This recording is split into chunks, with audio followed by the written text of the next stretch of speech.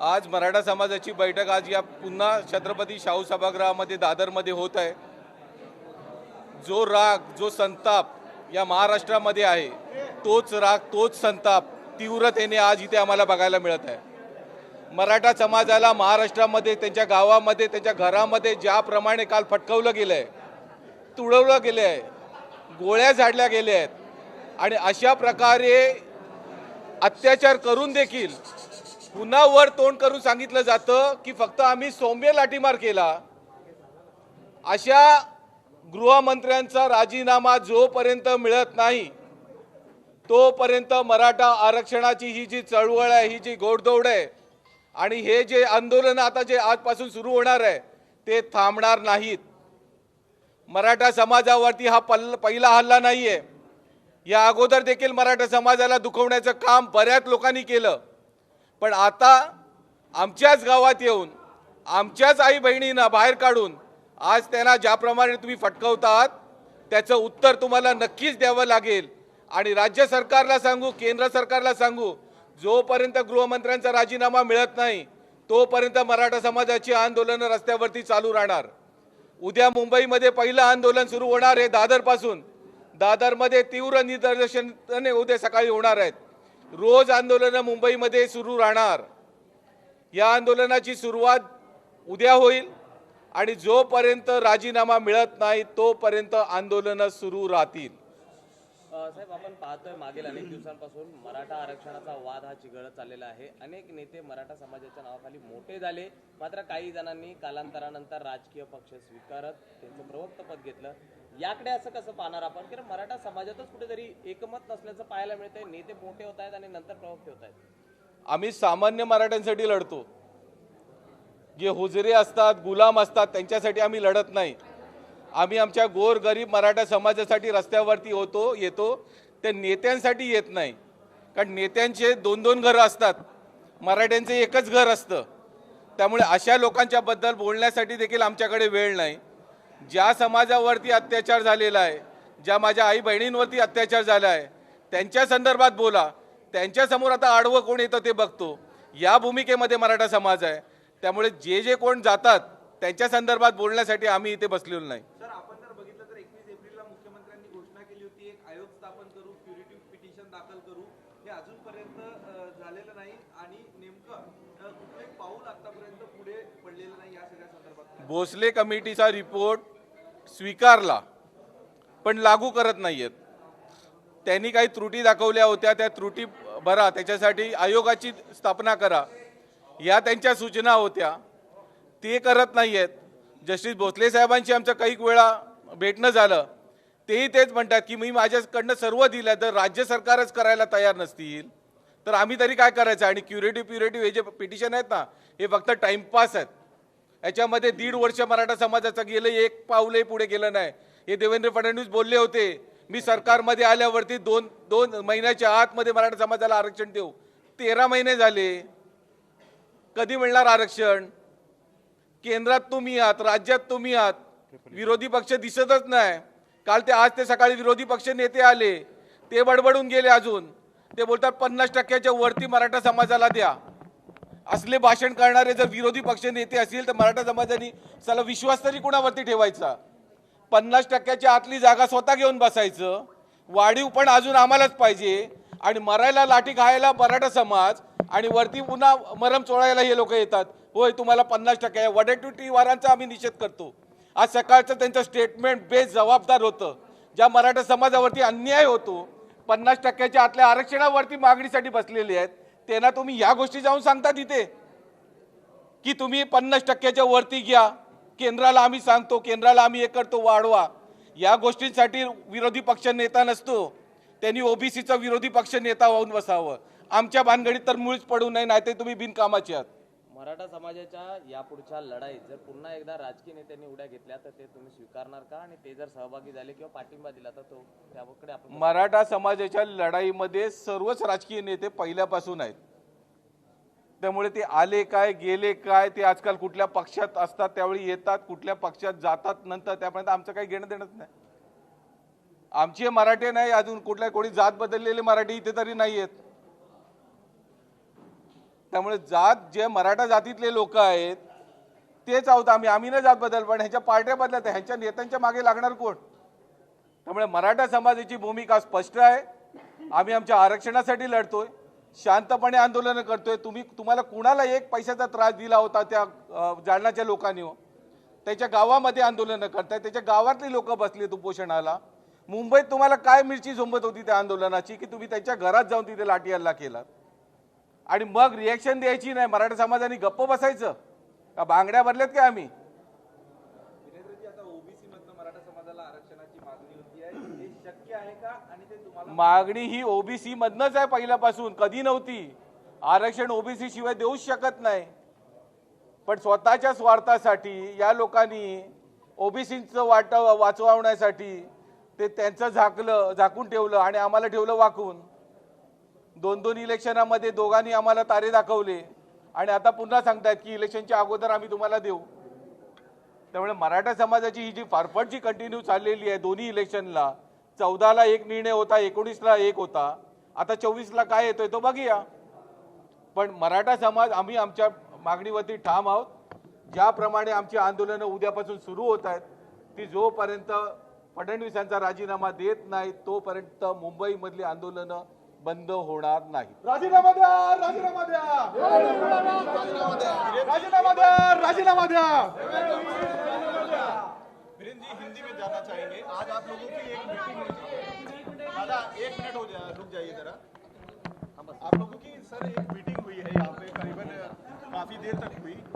काफी उग्र आंदोलन हो रहा है पूरे महाराष्ट्र के अलग अलग जिलों में। क्या डिसाइड हुआ सर, क्या रहेगा आप लोगों का प्लान ऑफ एक्शन यहाँ पर? मराठा समाज के घर में घुस के, मराठा समाज के माँ बेटियों को घर से निकाल के उनको आज के जो गृह मंत्री है उनके आदेश के ऊपर फटकाया गया है और जिस तरह से उनको मारा गया है उसका जो क्लिप है वो पूरे देश ने नहीं पूरे दुनिया ने देखा है। और इस चीज़ का जो आक्रोश मराठा समाज पे है वो अभी रास्ते पे आते हुए दिखाई दे रहा है। आज महाराष्ट्र भर में आंदोलन हो रहे, उग्र आंदोलन हो रहे। कल मुंबई में से आंदोलन की शुरुआत हम लोग कर रहे हैं और जब तक गृह मंत्री राजीनामा नहीं देता, इस्तीफा नहीं देता, तब तक हमारी आंदोलनें चलती रहेंगी। क्योंकि मराठा समाज को ये जो ठेस पहुंची है ना, ये दिल पे चुके। हम लोग ने जान दिए हुए लोग हैं, 40 लोगों ने तो अपनी जान दी आरक्षण के लिए, हम झुके नहीं। कितनों ने अपने घर बार छोड़े, हम झुके नहीं। पर जब घर पे जाके हमारी माँ बेटियों पे तो अगर आप इस तरह से लाठीचार्ज करोगे तो हम लोग रुकेंगे नहीं, हम लोग तोड़ेंगे। फिर पुलिस का ये ऐसा स्टेटमेंट है सर कि जो है आप लोगों की तरफ से, मतलब जो आंदोलनकर्मी थे उनकी तरफ से जो है हमले किए गए, कई पुलिसकर्मी उसमें घायल हुए, 17 महिला पुलिसकर्मी भी उसमें घायल हुए, पत्थरबाजी हुई है बड़े पैमाने पर, उस पर क्या कहेंगे? मेरा भी आज सीपी साहब के साथ बात हुआ, उन्होंने बोला ऐसी कोई भी बड़ी चीज नहीं हुई है, जो दिखाया जा रहा है वो भी झूठ है। क्योंकि मार हम लोग ने खाया है तो इंजर्ड वो कैसे हो गए? जो आज तक जो मराठा समाज और पुलिस जो साथ में मिलके हम लोग आंदोलन किए, कभी भी पुलिसों को कोई हमारे आंदोलन का कोई प्रेशर नहीं रहता था, उनके ऊपर हम हाथ उठाएंगे? मराठा समाज कभी हुए? कौन सी चीज हुई? कौन सा एक आंदोलन बताइए? और फिर ऐसे चीज होती है जहां पे पुलिसों को हमारे सामने हमको विलन बनाया जाता है। हम लोग ने आज पहले ही मैंने सुबह सीपी साहब को फोन करके बताया, साहब ये गलत चीज हो रही है, पुलिस और मराठों के बीच में अभी लड़ाई चल रही है। हमारा समाज है ना, रक्षण करता समाज है, क्षत्रिय समाज है, मरता है लेकिन हटता नहीं है, वो समाज है हमारा। और हमारे पे ये डाला जाता है कि पुलिस, अरे पुलिस में 70 से 80% लोग जो है ना वो मराठा है। किसके बारे में आप बात कर रहे हैं? लेकिन जब आदेश देता है ना तो पुलिस होता है। जब उसको बोला जाता है लाठीचार्ज करो तो वो कोई जात नहीं देखता, वो धर्म नहीं देखता है, वो अपना काम करता है। लेकिन जिसको जो आदेश देता है ना वो जातिवादी आदमी था जिसने ये आदेश दिया है। जालना में जहां पर ये घटना हुई, जो लोग घायल हुए थे उनसे शरद पवार भी मिलने गए थे, लेकिन जब वो वहां से निकले धुले सोलापुर हाईवे पर, उनके काफिलों को आंदोलनकारियों ने रोका, वहां पर भी काफी ज्यादा जो है हिंसक माहौल हो गया है। क्या कहना चाहेंगे सर, नेताओं को कहीं ना कहीं अब जो है रोका जा रहा है, आंदोलनकारी घेर रहे हैं? नेताओं को तो होगा ही ना, शुरुआत तो पवार साहब की यहाँ से हुई है। 1984 में 94 में जब ये मराठा आरक्षण की जब बात हुई थी तब पवार साहब के हाथ में था आरक्षण देना, मुख्यमंत्री थे। नहीं दिए। मंडल कमीशन जब महाराष्ट्र में आए तो मराठा छोड़ के सबको दिया गया, मराठों को रखा गया। क्यों? तो हम ऊंची जात के हैं या हम बड़े भाई है महाराष्ट्र में, इसके लिए हमको बाजू में रखो। लेकिन आज मराठा समाज की हालत क्या है? तो कुछ न कुछ कैसा है कि ये पॉलिटिकल पार्टी और ये पॉलिटिकल नेते, ये आज मराठा समाज की जो स्थिति है ना, सबके लिए खुद ये लोग सारे जिम्मेदार हैं।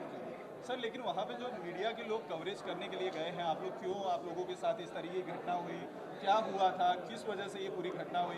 उनको अटैक किया जा रहा है, उनके कैमरामैन को पीटा जा रहा है, रिपोर्टर्स को मारा जा रहा है, कई लोगों के हाथों से खून निकले हैं, FIR तक दर्ज करनी पड़ी है, कैमरे तोड़े गए हैं। इसको किस तरीके से देखते हैं सर? क्या ये जायज है? जो मैं हमारा कहना वही है ना, जो शांतप्रिय आंदोलन चालू था उसको छेड़ा किसने? अगर मैं मेरे घर में आंदोलन करता है तो तुम्हारा क्या काम है हमारे घर में आके देखने के लिए कि आंदोलन शांति से हो रहा है कि नहीं? पुलिस का क्या काम था वो गांव के अंदर जाके उन लोगों को हटाने का? मतलब जो लोग गांव में गए हैं, अपने गांव में आंदोलन चालू है, उनको तुम हटाओ तो जाएंगे किधर? अपने घर में ही जाएंगे ना, और किधर जाएंगे? लेकिन सर कुछ वीडियोस ऐसे भी सामने आए हैं अटैक करना क्या जायज है? नहीं, मीडिया वालों को अटैक करना क्यों किया गया, कौन किस पे किया गया, वो तो वहाँ के लोग बता सकेंगे, हम लोग नहीं बता सकते। पर जिस तरह का जो माहौल जो था, इतना अच्छा माहौल आज तक नहीं था महाराष्ट्र में। इस तरह से कभी नहीं हुई है घटना, मराठा समाज के कोई भी आंदोलन में ऐसी चीज नहीं हुई है। पर अगर उल्टे सुल्टे जवाब उनको पूछे गए होंगे, जो आंदोलनकारियों को पहले से फटकाया गया होगा, उसको जाके अगर कोई उल्टा सुल्टा जवाब किसी ने पूछा होगा तो एक्शन हुआ होगा। सर कुछ वीडियोस ऐसे भी सामने आए जिसमें स्टोन प्लेटिंग करी गई है, पत्थरबाजी किया गया है। पत्थरबाजी तो कल हुई है ना, हम लोग डिनाई नहीं करते। अगर मेरे घर पे हमला होगा तो मैं चुप क्यों बैठूंगा? मेरे घर में आके अगर हम लोग को लाठी से पीटेंगे तो हम लोग चुप बैठेंगे, मार खाते बैठेंगे? फडणवीस का कहना है कि बहती गंगा में हाथ धो रहे हैं सब। इसी के ऊपर मेरा ऑब्जेक्शन था। मराठों का खून है, तुम्हारे बहती गंगा नहीं है। ये जो चीज है ना, इसके ऊपर हमारा ऑब्जेक्शन है। मराठों का खून निकला है, ये कोई बहती गंगा नहीं है। तुम्हारा पॉलिटिक्स है ना, ये पॉलिटिक्स हम लोग को नड़ रहा है, क्योंकि इनको हर चीज में पॉलिटिक्स। क्या जरूरत है ऐसे स्टेटमेंट देने का? खून मराठा समाज का निकला है, इनको बहती गंगा दिख रही है उसके अंदर। तो संवेदना है कि नहीं है? सुप्रीम कोर्ट में सर रिट पिटीशन जो है फाइल की गई, जिसकी वजह से जो आप लोगों का आरक्षण का मुद्दा था वो जो है उसमें देरी हो रही है। इसको किस तरीके से देखते हैं? रीट पिटीशन नहीं है, क्यूरेटिव पिटीशन में है, आगे की प्रोसेस में गए वो। जी, उस पर तो महाविकास आघाड़ी के ऊपर आरोप लगाया जा रहा है कि उनकी तरफ से जो क्यूरेटिव पिटीशन में गलतियां की गई उसकी वजह से आप लोगों का आरक्षण सही समय से नहीं मिल पा रहा है। भोसले कमेटी का रिपोर्ट आया हुआ है, जिन्होंने बताया कि आरक्षण किस तरह से दिया जा सकता है। हमारा कहना है राज्य सरकार को कि भोसले कमेटी का जो आयोग है, जो आपने स्वीकार किया है, उसको लागू करो। उसमें जो जो त्रुटियां बताई गई है उसको कॉम्प्लाई करो और वापस एक बार मराठा समाज को आरक्षण दे सकते हो। इसके अलग और कुछ चाहिए नहीं था। जो कल का मोर्चा होगा क्या मुक्त मोर्चा होगा, किस तरह से? नहीं, आंदोलन है हमारा, कोई मुका नहीं, सब मुख को खत्म कर दिया। जो मुका मोर्चा निकला था, जो डिसेंसी थी हम लोग की, ये मुंह के ऊपर से हमारी पट्टियां निकाल गई और पकड़ पकड़ के मारा गया कि बोलो। तो अभी हम लोग बोल रहे हैं। परमिशन से आप लोग परमिशन लेंगे जाएंगे? हाँ, जाएंगे ना। जो आज तक हम लोग के जितने भी आंदोलन हुए हैं, हम लोग पुलिसों के साथ में हम लोग ने आंदोलन किए। मुंबई में कोई भी पुलिस में एक भी रिकॉर्ड ऐसा दिखाई है कि जो उनके खिलाफ हम लोग ने कोई हमारे लोगों ने कुछ काम किया है। इसलिए पुलिस के साथ में हम लोग हमेशा काम करते हैं। वो तो कल मराठा समाज दिखा देगा कितने बड़े जोर में है वो। बाबासाहेब हेच मराठीत एकदा बोलून दाखवाल की नेमकं उद्याच्या आंदोलनाचं स्वरूप कसं असेल, काय असणार आहे?